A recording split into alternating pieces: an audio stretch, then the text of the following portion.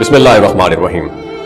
کبھی آپ نے سوچا ہے کہ اللہ نے ہمیں فجر کے وقت جاگنے کا حکم کیوں دیا ہے؟ کیا یہ محض ایک عبادت ہے یا اس وقت میں کوئی ایسا راز چھپا ہوا ہے جو ہماری زندگی بدل سکتا ہے؟ اکثر لوگ نیند کی مٹھاس کے باعث فجر کی نماز چھوڑ دیتے ہیں، لیکن اگر آپ اس وقت کی حقیقت جان لیں تو شاید آپ سونے کا نہیں سوچیں گے۔ یہ کہانی تب شروع ہوتی ہے جب اللہ تعالیٰ نے اپنے محبوب نبی کریم صلی اللہ علیہ وآلہ وسلم کو معراج کی رات آسمانوں کی سیر کرائی۔ وہ لمحہ جب زمین اور آسمان کے فاصلے مٹ گئے اور اللہ نے اپنے حبیب کو وہ انعام دیا جو کبھی کسی امت کو نہیں ملا، نماز۔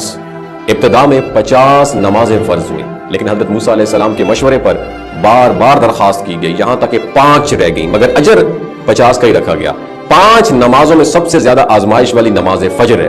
یہ وہ وقت ہے جب نیند سب سے گہری ہوتی ہے اور نفس ہمیں سونے کے بہانے دیتا ہے، لیکن یہی وہ وقت ہوتا ہے جب آسمان پر ایک حیرت انگیز منظر ہوتا ہے۔ فرشتے زمین پر لینڈ کر رہے ہوتے ہیں، نیکیوں کے دفتر کھل رہے ہوتے ہیں اور قسمت کی چابی گھمائی جا رہی ہوتی ہے۔ آپ نے کبھی غور کیا ہے کچھ لوگ ساری رات جاگ کر بھی تھکن کا شکار رہتے ہیں، جبکہ کچھ لوگ چند گھنٹے کی نیند کے باوجود دن بھر چاقو چوبند رہتے ہیں۔ یہ سب فجر کے راز کے کرشمے ہیں۔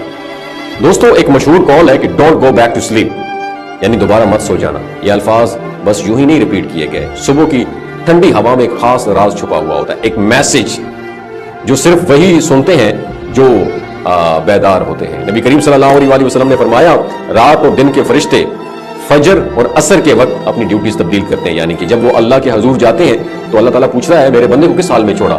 تو فرشتے جواب دیتے ہیں، اے رب، جب ہم آئے تو وہ نماز پڑھ رہے تھے، اور ساتھ ہی ساتھ جب وہ واپس گئے تب بھی وہ تیری عبادت میں تھا وہ انسان۔ ذرا سوچئے، اگر ہر روز اللہ کے سامنے آپ کے بارے میں یہی گواہی دی جائے کہ یہ میرا بندہ فجر کے وقت بھی جاگ رہا تھا، میری عبادت میں مصروف تھا، تو کیا یہ ایک عام سی بات ہوگی؟